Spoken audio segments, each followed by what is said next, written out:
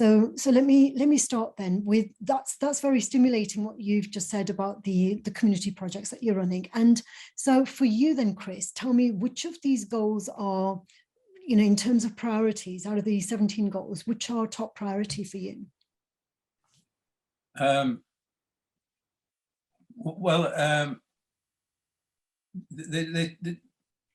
terms of the COP26 goals, we're talking about, aren't we? Yes. Yes, we're talking. Yeah, are they 26 now? Because I've got a list of 17.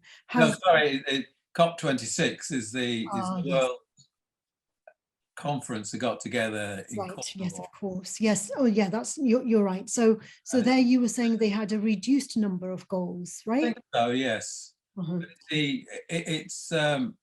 it's to do with really one world, and not thinking there's an alternative world that's going to save us. That we have to use the world's resources and renew them.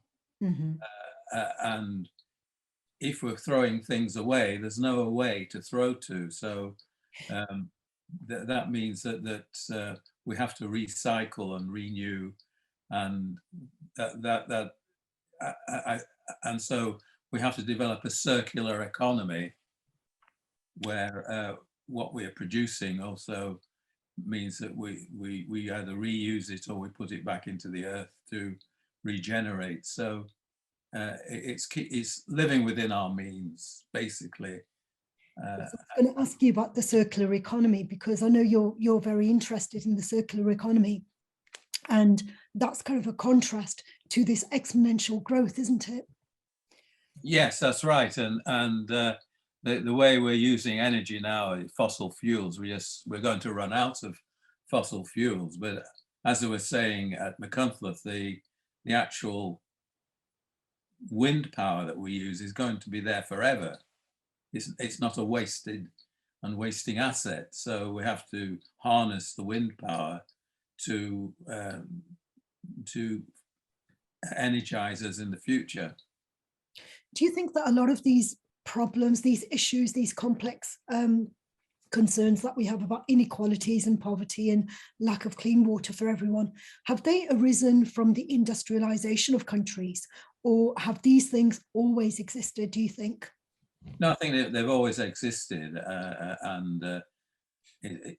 but we've exacerbated a lot of things that people took for granted in the past.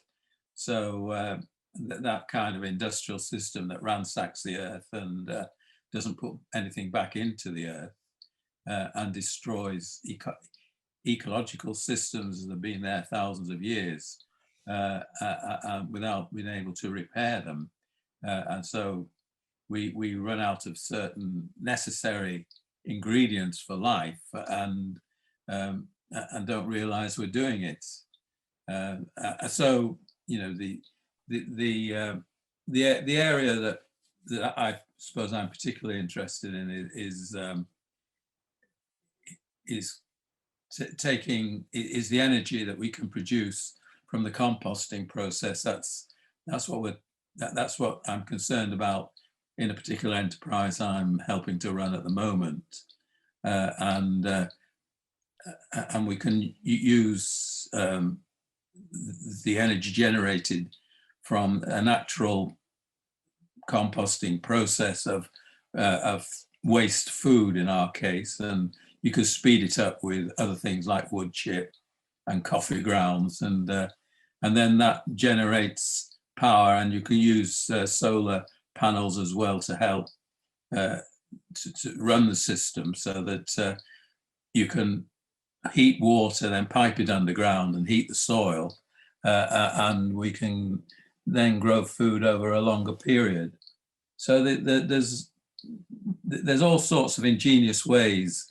And my colleague now is saying to me, well, we can look at gas production from the composting process and create a stove where you could cook food on it. So there's all sorts of ways around it once you start looking into it.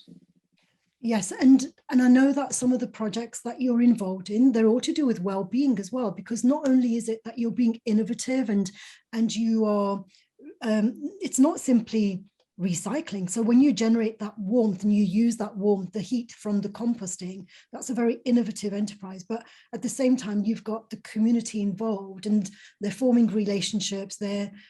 So the networks are being created that didn't exist already. So there's value added there as well, isn't there? Yes, we've moved into an area. I mean, I think all this stems from community building, and we started off as a residents association in the neighbourhood, and we used horticulture to bring the community together, so that there's a lot of skills in the community, and there's a lot of people who love gardening and are very good at it. I'm not very good at gardening, but it's just tapping into and harnessing those special skills, and the thing, once you start bringing people together, then they start to discover what people can offer and what can be exchanged. And so we started off as a residents association, and we moved into a derelict piece of ground. And the people who came to work with us were people who had certain needs.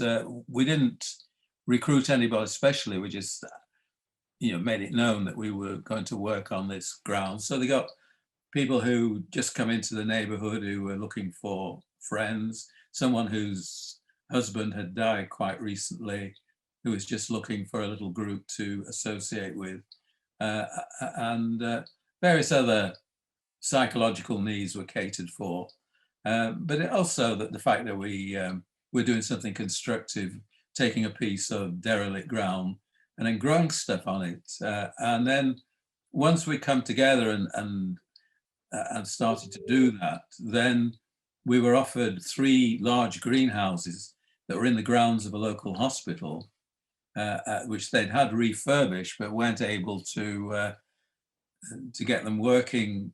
Didn't have enough volunteers to do anything. So they just gave them to us to work with, which we did. And then the hospital, which was an old Victorian hospital, decided they were going to sell up and move to a new hospital and sell the grounds for housing. So they asked us to leave. And so we did. But in that time, we'd been approached by a cooperative group saying, would we turn ourselves into a not-for-profit so that we could do something which was a bit more focused, a bit more constructive, so that we could then start to trade and sell the produce and put it back into the business and develop it.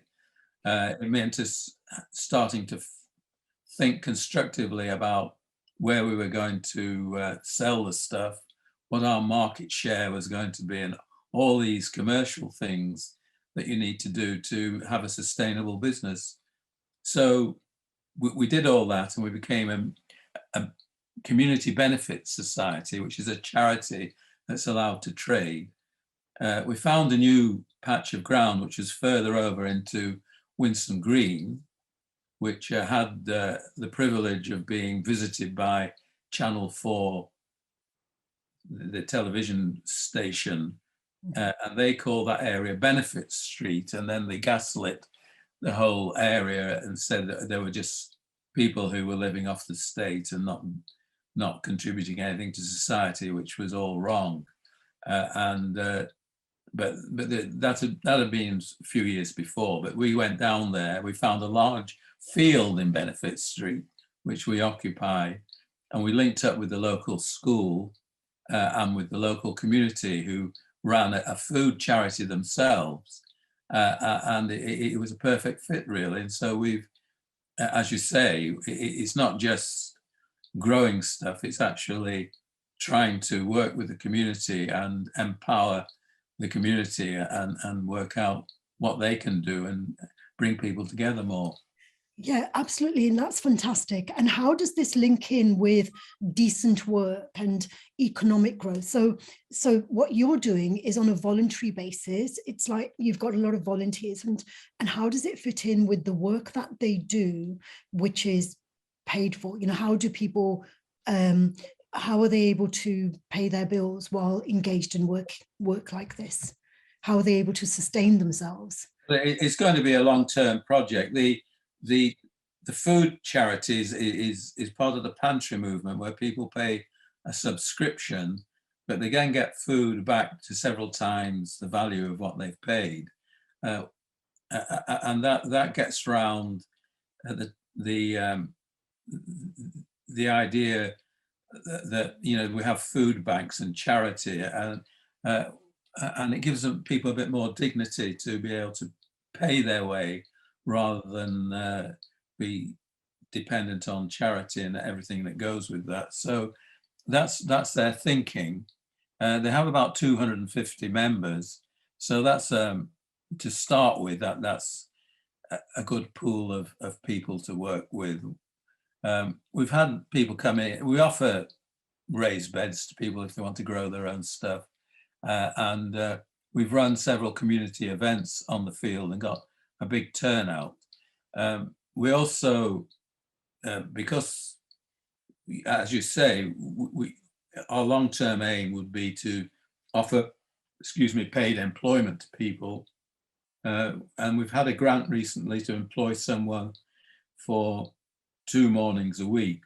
And he's come in now, and he's an outreach worker. So he set our social media website up for us. And he's a teacher himself, and he's working with the local schools. So he's bringing the children onto the field with a curriculum, and we're helping with the children, helping them learn about growing stuff, learn about food values, and actually getting them out into the open air and getting them active in an area which is deprived and which has an obesity problem for children. About 1 in 3, I think, are obese, and for adults, 1 in 4. So very high percentage, isn't it? And so how does that, you know, the well-being and the good health, how does that link in with quality of education? Are these children, 1 in 3, you say, are obese? Are they receiving the kind of education that they need to receive in order to be healthy?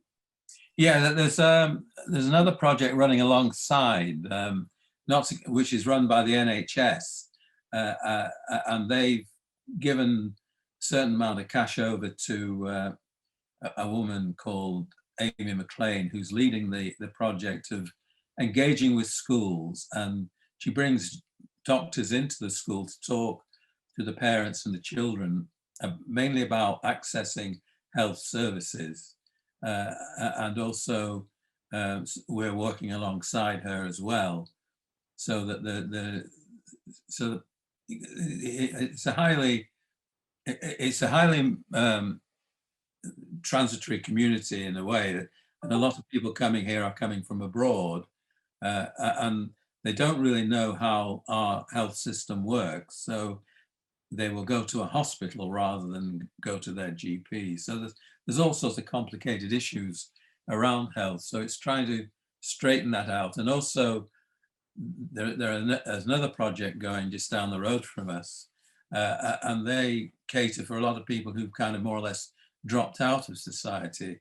And it's how to cater for their health needs as well when they lead certain chaotic lifestyles and maybe substance abuse and all things. So it's trying to integrate their needs as well into what's going on in the community. But we think that there's quite a lot of potential here, and there are people with back gardens that they don't use, and there's people with gardening and farming skills who've nowhere to exercise them.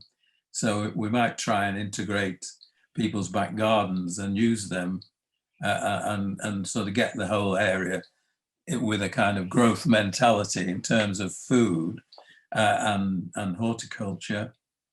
And at the same time, if we start developing more and see if we can create more jobs, but that is really over the long term, and trying to make ourselves a viable organization in terms of the stuff we produce, and certain schemes we're working on which could turn a profit in the right circumstances. Right. You know, the things that you described, they remind me of like the well, during the war, World War One, World War Two, when we had allotments because people couldn't afford to buy as much food as they needed. And so the projects that you're involved in, they are in a way symptomatic of the austerity that we're going through. Yeah, Aren't they? yeah, yes, that's right. Digging for victory, but it's also having an expanded view of health that this community is responsible in a way for its own health. And if people are in poor housing or they're in jobs that don't give them much satisfaction, that affects their health. And we're in a sort of crisis management situation with the health service that most people's health problems arise for non-medical reasons. I mean, there are certain illnesses that you can't do anything about, but if you're under pressure and if you're stressed and for various reasons, and poverty be one of them, then it seems a bit foolish then that the health service then puts a sticking plaster on it without looking at the causes of people's ill health. So it's looking further downstream to intervene early and spot where the problems are and try and remedy them before they become full-blown health problems. So that's the way of thinking, and the health service is slowly moving in that direction, but it needs the rest of society to follow suit as well. Yes, because it seems as though we are creating more problems by trying to simply look at the symptoms. You know, the NHS, it's like if we're just putting sticky band-aids on top of a wound which is festering and we're not addressing the underlying cause, then you know, maybe like we need to be working on avoiding ill health rather than trying to simply focus on the symptoms.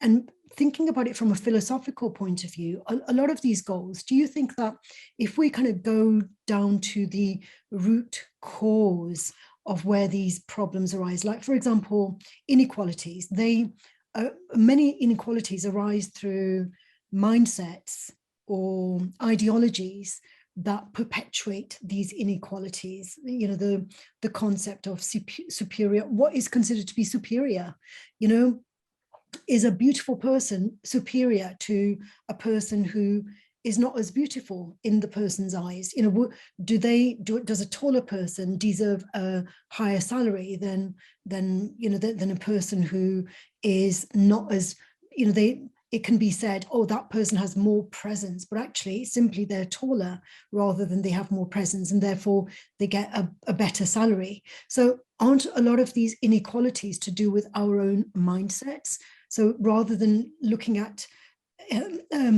leveling out the playing field at the surface level, do we need to integrate it into the quality of education so that we're addressing the issue where the seeds lie? Yeah, I mean, philosophically, looking at the end goal is leading the good life, and the good life should be available to everyone. And the good life is having a decent home, having a job that pays enough to keep you with all the necessities of life and with a little bit extra, and that should be available to everybody in society.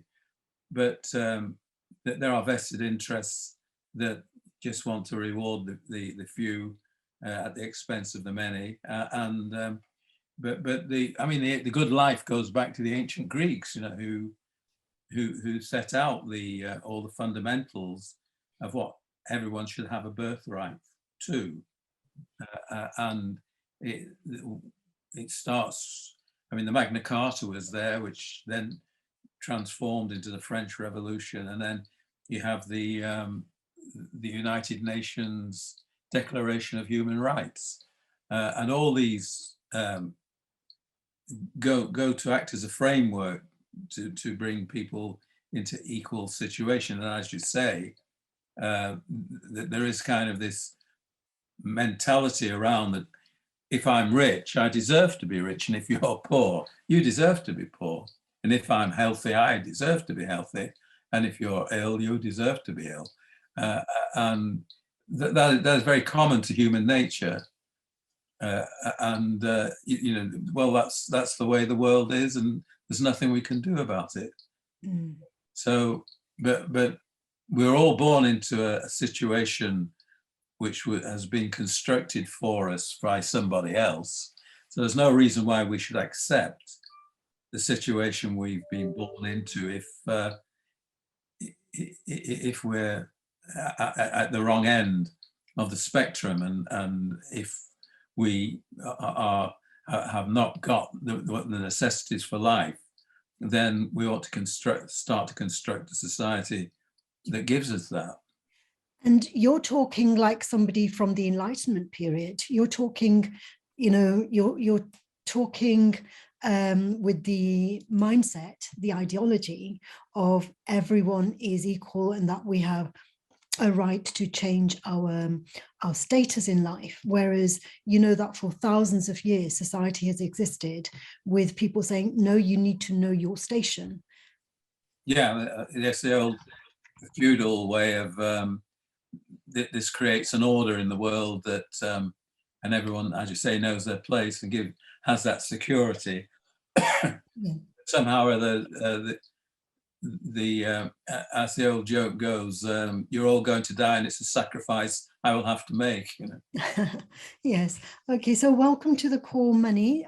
Chris and I have been talking about the 17 United Nations Sustainable Development Goals, and Chris is very much involved with a lot of community programs that enable him to demonstrate his passion and enthusiasm for developing these goals. So for you, Money, which are the goals that are most important to you, if any? So I haven't had a chance to probably look at the goals, but I remember we talked about looking at sexuality and gender within the community and how it is oftentimes disregarded or brushed under the carpet sort of thing. And so I don't know what goals that would fit with. Yes. So for Chris's benefit, like we talk about gender equality and we talk about equality in general, and Money was saying that he's particularly interested in equality in terms of sexuality, and we don't really pay very much attention to it in terms of sustainable goals. So in what way, Money, for you, is that a priority? In what way does that need to be looked at within this umbrella of equalities? Because usually we talk about equalities in general, don't we? Yeah, so obviously gender is a protected characteristic, as is sexual orientation. And if we look at it from the South Asian perspective, it seems to be a very uncomfortable topic to talk about or even to get around. I mean, some people have started to talk about it, but some people, there's still a lot of homophobia, there's still a lot of patriarchy and discrimination. So if you're for example, gender fluid, or if you decide to marry someone or date someone outside of your sex, that is taboo, and there is loads of people who are made homeless from it, or beaten or whatever else. So yeah, I know that in my own mind, I categorize this in well-being, which is goal number 3. It's about good health and well-being. And I think there are lots of issues, sociological issues that can that can destroy our well-being, and people can be so stressed that they lose their jobs, they lose their homes, all sorts of consequences can occur simply because their lifestyle is not accepted. And Chris, you were talking earlier about breaking that mold, that all of us are born into a particular structure. We're all born into a family of, even if it's a one-parent family, it's still, we're born into a particular family. And then and I was, when Money joined the call, I was saying, well, from what you're saying, it sounds like the Enlightenment, where we have this notion, it's like each one of us is responsible for our own destiny, and we can create the world the way we can shape and remold the world according to our own desires. That's very much of the Enlightenment. And Western societies, and then we can go to a different kind of society, and they'll say, well, no, we want our traditions, we want our culture. And how is that at odds with being sustainable on a global level? You also have goal 10, which is reduce inequality within and amongst countries. So if you look at a lot of individuals I speak to on a daily basis, they're from India, Pakistan, Bangladesh, Arab countries, African countries. And in their countries, there's obviously the death penalty or gender inequality. So all these problems that are happening. So they want to get refugee status abroad and come to the West. And that goes amongst this whole, because oftentimes with migrants, it's assumed that it's to do with war, conflict, or wanting a better life. But LGBT, migrants are often ignored. Yes, that's very true. Chris, do you have a comment on this? Because it's true. I think that I don't often think about the refugee. I like the majority, I suppose. I assume that a lot of the refugees are refugees because of war and other kinds of conflicts, and I tend to overlook I've seen documentaries about it, so I am aware of refugees that have to come because of their homosexuality from African countries and from places like Iran or Afghanistan, for example. But it's not something which is at the forefront of my mind. And it's easier for men to come over, but if you're a woman, you're a lesbian, you're bisexual or transgender, it's virtually impossible. Yeah. You're right. One doesn't usually think of someone who has been, the subject of some kind of conflict, but I would class anyone who with gender issues who's coming over here as a political refugee, that they're being persecuted in their own country, and it's dangerous for them to go to their own country, because as you say, it's a life and death issue in a lot of traditional societies. So it will come under, in my opinion, political. It's not. It actually comes under a particular social group, to be honest. I used to work for the UN, UNHCR. It comes under a particular social group. But it should. Don't you think it should come as a political issue as well? It can do, yeah. If the government is targeting them politically, yes, for sure. Because I think that is what happens, isn't it? If you, I mean, I would think that people are thrown into jail and even executed because of their lifestyle. Yes, I've heard of that, and then it goes to this clash of values, because we here in England, we take it for granted that homosexuality is perfectly acceptable. The majority take it for granted. But in other countries where it's not accepted, they will say, well, you can't impose your Western values onto us because these are our traditions, and according to our traditions, we don't we don't believe that, like we have different beliefs. And so with these sustainable goals, it's like we kind of like, there's an underlying assumption that these goals are acceptable wherever. So how do we overcome these tensions in terms of what our values in one context may be considered to be perfectly acceptable and taken for granted, and in another culture and in another context they're not accepted because they seem to be imposed on them?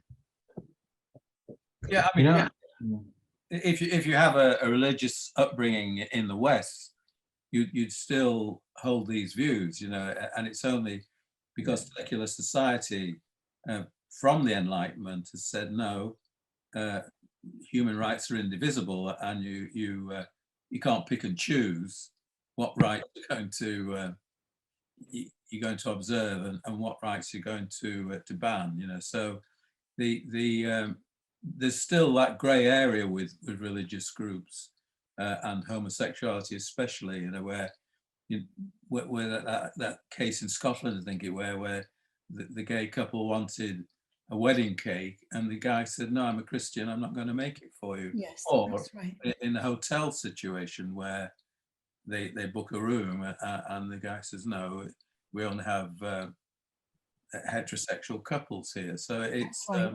Yeah, because they believe, well, these are our values, it's our business, it's our hotel, we have the right to determine how we live in our own home, in our own organization, as it were. And the Enlightenment happened hundreds of years ago, but now, I mean, it was only like in the 1960s that homosexuality was made legal in this country. So yeah. it takes a long period of time, doesn't it, for values to actually transform the majority. Like for me, it's never been the case of how we can change other people. I feel like people will change in time. It takes a long time. And in some of these countries, the change will take a long time. For me, when I work with clients, it's just about protecting them, ensuring that they're safe, secure, and everything's in place for them so they can live their life they want. And maybe creating those safe passages or avenues or ways or methods to be able to do it. You know, so I know like the Home Office now have had training from Stonewall to be able to ask appropriate questions, whereas before they used to ask quite intrusive, sexually intrusive questions, which were not appropriate.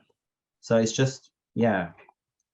Well, when we think about these goals, you know, in broader terms, do you feel that, you know, people need to be at a level of safety and at a level of kind of physical and emotional well-being before we can take all these other issues on board? Because so say, for example, if somebody is being persecuted for their sexuality, or somebody's being persecuted for another lifestyle issue, do you feel that they need to, first of all, have that safety, emotional safety, and then they can worry about, you know, climate action, for example? Or do you think we need to be thinking about all of these things regardless? Is it possible to do that?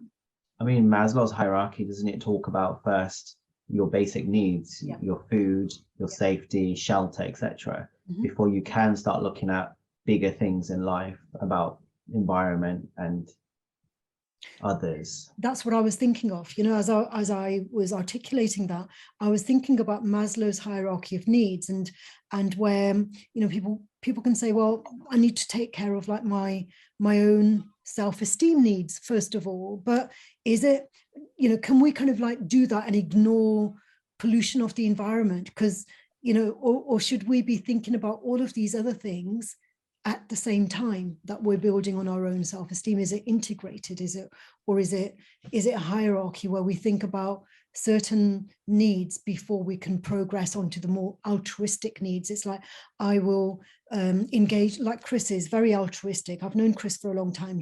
Chris, you're very altruistic with your community projects because you volunteer so much of your time. And do you think that that is because you feel comfortable, you feel, you know, you've your career, you know, you've had your career and now you're in a place where you're able to give back? Were you able to do what you're doing now when you were in your 20s?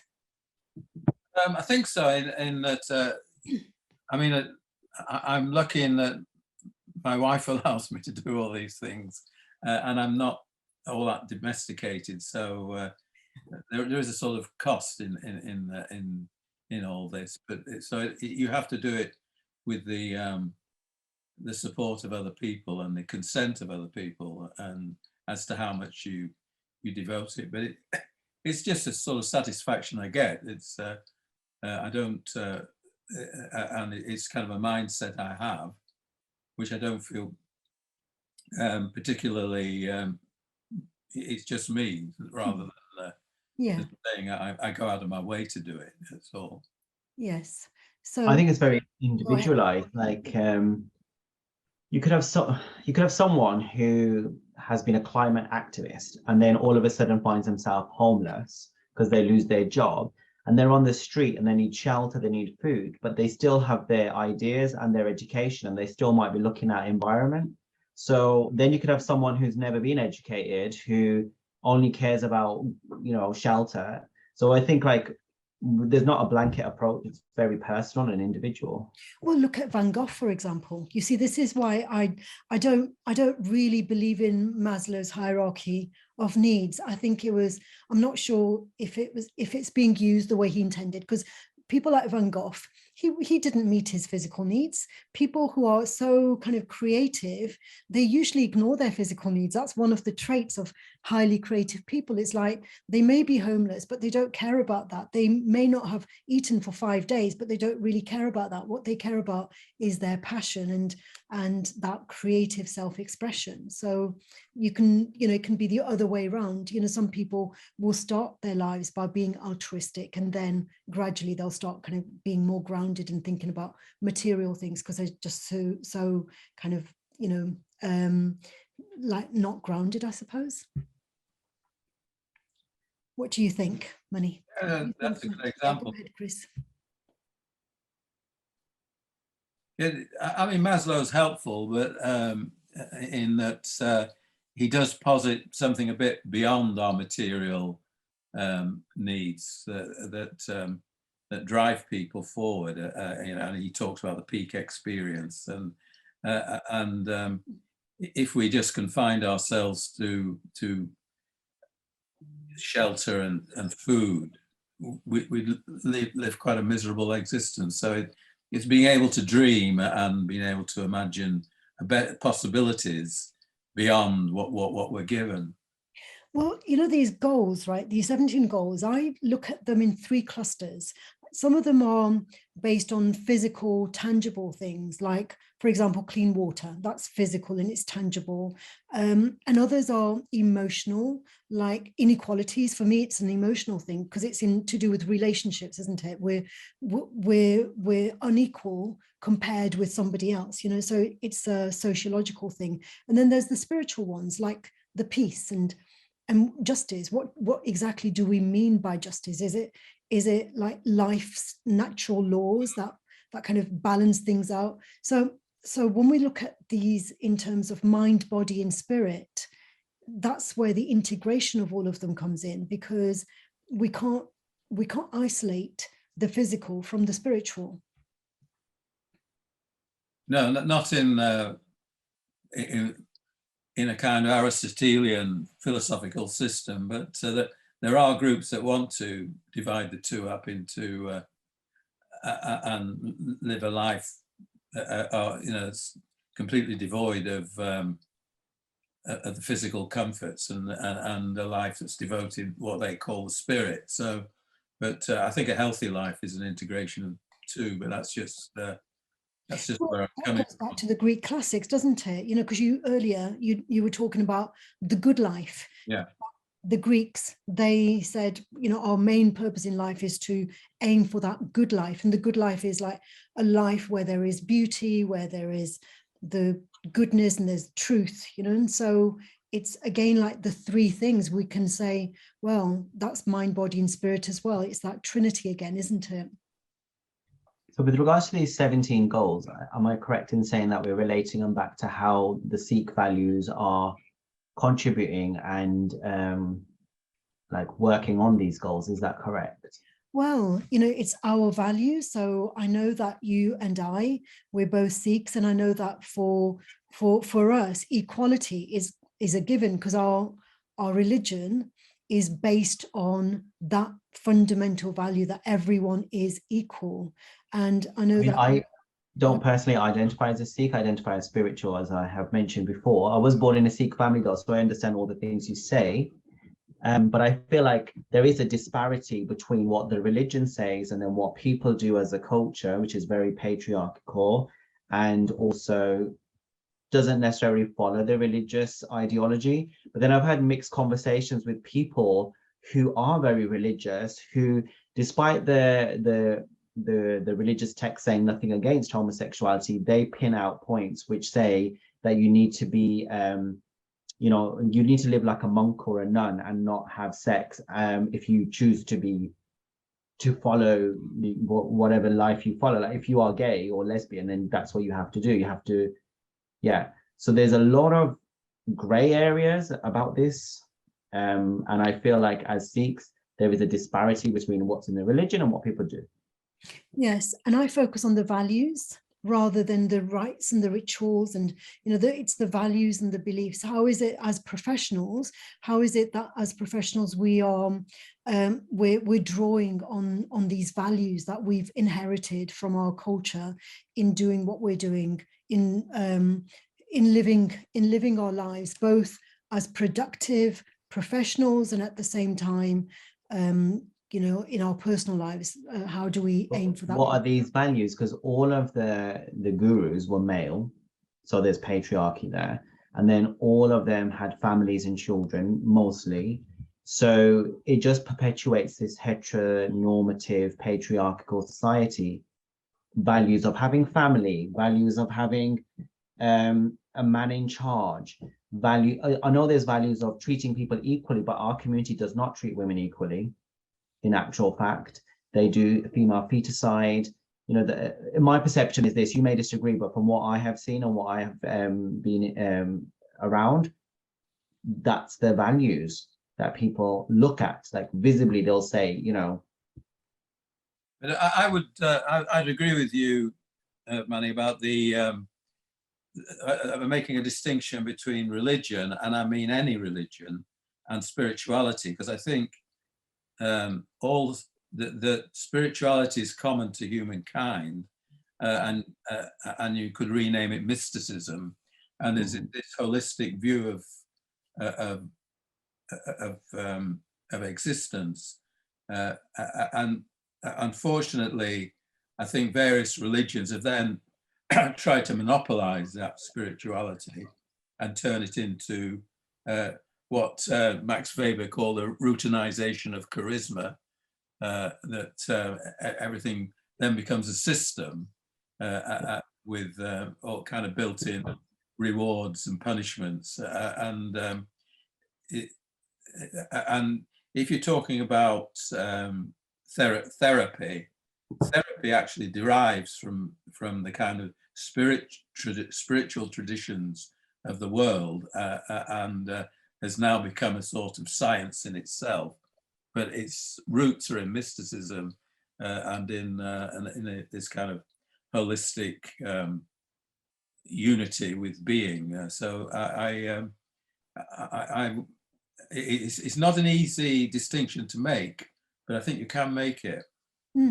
Yeah, absolutely. Because it's when we think about that beingness and we talk about who are we as a like a consciousness, and the collective unconscious, and the energy. Like if we think of our bodies as simply being energies, it's like, well, where is the border between my body and your body? And it's like, everything is a mass. Energy can't be destroyed. We transform, but the energy cannot possibly be destroyed. And earlier we were talking about the Enlightenment, and we were talking about how long it takes for the values, like the new kind of ideologies, to permeate the culture so that we're behaving in a different way. And I would say that it's similar with Sikhi, that 500 years ago we had a new way of looking at the world, which was very different to the way things were at that time. At that time, there was very much of the hierarchies of caste, and Sikhi disrupted that. And now we may need to disrupt other things, so there's still that, the value is still there, that if something is unjust, we do have to challenge it. What was unjust 500 years ago may be very different to what is unjust now. Like there's a constant evolution. And so for me, like when we're looking at the values, it's like the value of having the courage to challenge the status quo and always be questioning, always, we live in the West now, and the lifestyle here is very different compared with when we lived in the Punjab. We have different issues. We didn't have to think about things like donating our kidneys and things like that 60 years ago, because the science wasn't kind of as available as it is now for organ donation. So you see, that's another example of how we're having to think about, is it right to donate my heart, when I die? Is it right to donate my heart to somebody else, or should my body kind of be intact? Does it make any difference? We're having to think about these things, and when we're thinking about sustainability, it's related to well, how education, you know, the quality of education, how is our education going to inform us well enough to make decisions about what happens to us when we die, for example. Who teaches us that? I don't remember being taught at school about issues to do with morality like this, or ethics, in terms of, you know, is it right for everyone to donate blood, for example, transfusion? We take it for granted, don't we, that somebody's going to have donated blood for us if we ever get into an accident and need it. But I did try and donate blood once, but I was refused because I didn't have enough blood, or something to do with the counts. I didn't have enough blood count, whatever it was. But yeah, so basically that's a long way of saying we are dealing with different issues now, but the values that enable us to question, to learn, and to reflect, for me, they're still derived from my Sikhi. I do like what you're saying, and I feel like it would be only a very small number of highly educated people who would think that way. I think the general Sikh population are still stuck in a time warp and will take whatever they see. They don't even necessarily read the holy text, and they will see that as being how it needs to be. So they don't get the crossover in challenging things and pushing the boat still on other agendas. But I do like what you're saying, and I wish more people thought that way. Well, this is to do with quality education, because remember, Sikhi, the actual word Sikhi means to learn, and quality education, it's all about learning. And most of us who live far away from where we were born, we have learned to adapt. You know, because it's only through adapting that we survive in a new environment. And if we don't adapt, if we don't learn to adapt, then we will suffer. We will feel stressed and anxious and you know. I have lived in India. I've lived abroad for many years, and in the cities, especially, less so in the villages. The villages are catching up. The cities, people who live there, middle class and above, are far more advanced than we are here, because they're generally, with all sorts of diaspora, when they come to a new country like in the West, they stay in their 50-year-old ideals of what their land was like. And then they see what's happening here, they get really shocked, and they get even more religious or strict or traditional, conservative, and less likely to, you know, mix with the others. Yes, because that's a way of surviving as well, isn't it? It's like, well, let's hang on to our culture because it keeps us safe. It protects us. You know, so that's a defense mechanism. And whereas those, you know, who live in the cities in the Punjab, they've continued to evolve. You know, the way they dress is very different, you know, compared with the way it was. You know, that's normal, isn't it? So I lived in London for 30 years. 30 years ago, I used to wear wide jeans, and now I wouldn't wear kind of like those kind of same kind of jeans that I wore 30 years ago. It's like cultures change, the fashions change and whatever. So we're constantly evolving. And then going back to this point of like the spiritual versus the religious, I think we derive values from all kinds of influences. We derive our values, whether consciously or unconsciously, just through immersion, through, you know, if you've lived abroad, you will have derived a lot of your values simply by immersing yourself in those cultures, and the way you behave is an expression of what you've absorbed. I mean, my experience of ethnic communities that come over, the first generation, they're bound to go to places where they're familiar, you know, around the temple and with relatives. But then the crunch comes with the second generation who don't know if they want to identify with their parents' culture or with the Western culture that they're also encountering, and it throws up a lot of dilemmas for both parties, because the parents think they're losing their tradition as the youngsters, you know, go to sex, drugs, and rock and roll, and then the youngsters feel that they're not being appreciated by their parents, often kicked out of the house or even murdered in very extreme cases. So Yeah. there's that kind of assimilation into a new society that's painful and takes a lot of adjusting to. Yeah, it's true. And that affects anyone, you know what I mean? So when I've lived in big cities in India, they're always like, oh, your parents are so much more stricter, don't let you go out. They always ask about timings. We can do whatever we want here because they've come over here and seen how they are like here. But yeah, that goes over all genders and sexualities. I would say actually for females, it's even harder because of the patriarchy. Yeah. But it's not just confined to say the Sikh community or Muslim community. I mean, I encountered second generation Poles years ago, and they have that same, we must hang on to the Polish tradition. And in fact, they turn out to be more Polish than the Poles in Poland. Yeah. Because they're still doing the traditional dances and eating the traditional food, and the home country's moved on. That's right, because that's again, it's a way to survive by holding on to these relationships that are built around those cultural similarities. So in terms of the goals then, so we're all talking about values and spirit and the fact that there are some contexts where people are evolving at a faster rate compared with other places, and you know, how does it all kind of integrate, you know? So what do we do as individuals to move this forward at an individual and at a community level?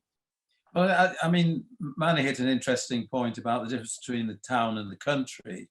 That in the big city, you have this,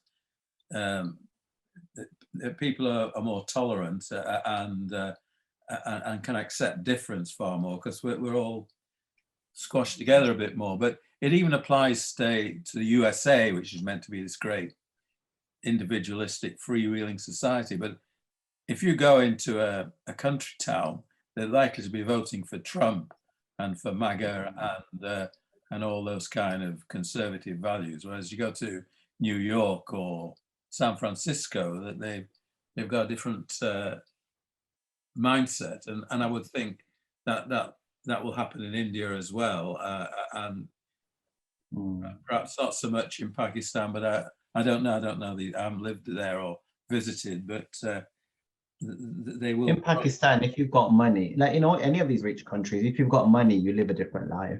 Yeah, I'm sure. Because money protects you. You know, that cocoon, we're cocooned, protected through, yeah, because I've seen a film set in Sri Lanka during the times of the civil war in Sri Lanka, and those who had money, they were cocooned. They didn't feel the adverse impact of that civil war. It didn't really matter which side of that civil war they were on. So yes, we do find ways to defend ourselves and to survive, I suppose. That might be the answer. Give everyone more money.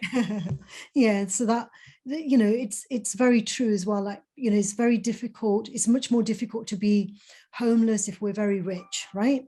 Yeah. I think a way forward would be to educate people on the values, like you explained. So like before, the issues were to do with this and this, and now the issues are this. We need to evolve. And if they get that, like, I've never heard someone articulate it better than you, Dr. Jasvier. So I think if that message was put out there, it would really switch on some light bulbs. Well, maybe together, that's what we're doing through these conversations. Is you know, that's the purpose of these conversations, is to generate ideas and get other people talking about these issues. It's very interesting. I have to leave now, unfortunately. Yes, we all do. Thank you both very, very much. Welcome. And it's been a pleasure. I'll speak with you both again very soon. All right. Okay, wonderful. Thank you very much, Chris.